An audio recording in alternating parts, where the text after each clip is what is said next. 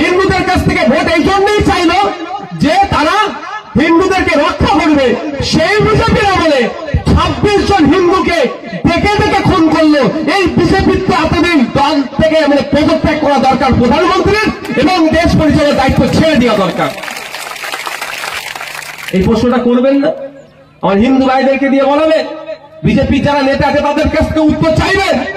এই কংগ্রেস তো এতদিন বলেনি যে পার্টিকুলার কোন ধর্মের মানুষকে রক্ষা করবো, তারা বলে এই ধরনের ঘটনা ঘটেনি। তোমরা বলেছো হিন্দুদের রক্ষা করব, হিন্দু বিপদে আছে বলেছিলে, কিন্তু ইতিপূর্বে এত বিপদে থাকেনি দেশ স্বাধীন হওয়ার পর থেকে যতটা বিপদে মোদির আমলে আছে, এখনকার বিজেপির আমলে আছে। আমি বারবার বলে এসেছি, হিন্দুদের রক্ষা করবার কথা বললেও আপনার আমার এলাকার যিনি হিন্দু মানুষ আছে জিজ্ঞাসা করুন, 10 বছর আগে যার ব্যবসা যতটা ছিল এখন কলোনিতে চলে যাচ্ছে। কিন্তু বিজেপির নেতাদের ছেলেগুলো দেখুন আইসিসির টপে চলে গিয়েছে। ভালো কথা, গিয়েছে ভারতবর্ষের একজন মানুষ, আমার অত বিরোধী নয়, কিন্তু যে জীবনে ব্যাটে বলে হাত দেয়নি সে আইসিসির চেয়ারে বসে আছে, বুঝতে হবে। তাহলে হিন্দু বিপদে বলে ক্ষমতায় আসলো, আপনার পাড়ার রাম কাকা রমেন কাকার অবস্থা দেখুন কলোনিতে চলে যাচ্ছে। আবার অন্য এক হিন্দু আইসিসির চেয়ারম্যানে পদে চলে যাচ্ছে। লাভটা কার হচ্ছে? রাজনীতি করা হিন্দুর লাভ হচ্ছে, আর ভোটার হিন্দুর ক্ষতি হচ্ছে। 2011 সালে দিদিমণি আপনাকে আমাকে ভুল বুঝিয়েছিল। কি বলেছিল? যে ক্ষমতায় নিয়ে আসো, মুসলমান বিপদে আছে, মুসলমানের শিক্ষা, স্বাস্থ্য, কর্মসংস্থান, সাচার কমিটির যে সুপারিশ, ওয়াকফ যে সম্পত্তি বেহাত হয়েছে সব উদ্ধার করে দেবো বলেনি ভাই? এখন কি দেখছে? উদ্ধার হয়েছে? আপনার এলাকার মুসলমান যারা আছেন এখানে বুকে হাত দিয়ে বলুন তো, 2011 সালে যে জায়গায় ছিলেন তার থেকে খারাপ জায়গায় না ভালো জায়গায় আছে? বলেন। খারাপ জায়গায় আছে। সব থেকে বড় খারাপ জায়গা কি বলুন তো? আজকে হিন্দু মুসলমানের মধ্যে রেষারেষি ঢুকিয়ে দিয়েছে মমতা ব্যানার্জি। যেটা আগের দিনে আমরা খেতে না পেলেও এক মঞ্চায় বসে আড্ডা মারতাম হিন্দু মুসলমান মিলে, কোনো অসুবিধা ছিল না। এখনো তো খেতে পাচ্ছি না, এখন ওই এক মাছাতে বসাটাও দূরে সরিয়ে দিয়েছে। তার অন্যতম প্রধান কারিগর হচ্ছে তৃণমূল। এই যেদিন থেকে মমতা ব্যানার্জি মাথায় ঘুমটা দিয়ে ইফতার করা শুরু করেছে সেই দিন থেকে হিন্দু মুসলমানের মধ্যে লড়াই ঢুকিয়ে দিয়েছে। তাই আপনার ইচ্ছা না আপনি মুখ্যমন্ত্রী আসুন না, হিসাব না পড়ে আসলে কি আপনাকে আমরা ঢুকতে দেবো না? ভাই দেবেন নাকি? একজন হিন্দু ধর্মের মানুষ যদি কপালে তিলক কেটে এসে এখানে বসে, আমি তাকে বারণ করবো? তার ধর্মীয় পরিচয়। আমার একটা হিন্দু মা যদি এসে সিঁদুর পরে এখানে বসে, তাকে বারণ করবো? ঠিক একইভাবে একটা আমার মা যদি এখানে বোরখা পরে এসে বসে, তাকে বারণ করবো? কেউ করা যায় না, কারণ তার ধর্মীয় পরিচয়। কিন্তু আমাদের স্টেজে আসলে আপনাকে হিন্দু হলে আপনাকে সিঁদুর মুছে আসতে হবে, মুসলমান হলে আপনাকে বোরখা খুলে আসতে হবে, এরকম কিছু ব্যাপার আছে কি? এটা করাই মানে জানবেন ধর্ম, এটা ধান্দাবাজি কিছু চলছে, কিছু ধান্দাবাজি চলছে। তো হিন্দু মুসলমানের মধ্যে বিভেদেরা বেশি ঢুকিয়ে দিয়েছে। তা বন্ধুগণ, বিজেপিকে প্রশ্ন করতে হবে যে তোমার আমলে দেখে দেখে 26টা হিন্দুকে কিভাবে খুন করলো, এর জবাব তো তোমাকেই দিতে হবে।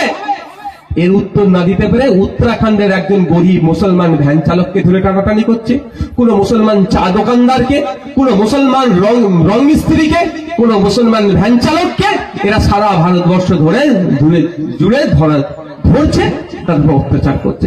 এদের ধরার প্রশ্ন দরকার ছিল দেশের প্রধানমন্ত্রীকে জিজ্ঞাসা করার, বিজেপি পার্টিকে জিজ্ঞাসা করার। এরা সেটা না পেরে গরিব মুসলমানদের উপরে অত্যাচার নামিয়ে আসছে। যতদিন যাবে এরা করবে, কারণ ব্যর্থতা ঢাকার জন্য। এরা বলেছিল 2 বছরে 2 কোটি চাকরি দেবো বিজেপি, 2 কোটি চাকরি তো দূরের কথা, 2 লক্ষ চাকরি দিতে পারেনি। সব কটা প্রতিশ্রুতিরা ব্যর্থ হয়েছে। এরা যে কথা বলেছিল সবটাই ফেল হয়েছে। এই ফেলের হাত থেকে বাঁচতে গেলে কি করতে হবে? হিন্দু মুসলমানের লড়াই লাগিয়ে দাও। আমাদের সজাগ সতর্ক থাকতে হবে, আমাদের আওয়াজ তুলতে হবে, দেশের প্রধানমন্ত্রীকে দায়িত্ব নিতে হবে, দেশের স্বরাষ্ট্রমন্ত্রীকে দায়িত্ব নিতে হবে যে আগামী দিনে আমার দেশে এই ধরনের কোনো অরাজকতা হবে না, কোনো সন্ত্রাসবাদী হামলা হবে না।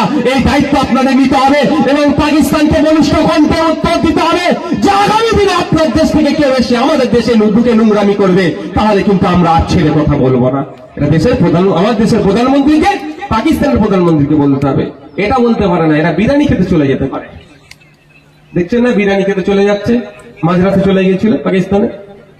দ্বিতীয় যেটা আছে, এর আগে পরে ইতিপূর্বে আমরা ভারতবর্ষের ইতিহাস দেখেছি, দলিত হওয়ার জন্য পিটিএ মেরে দিয়েছে।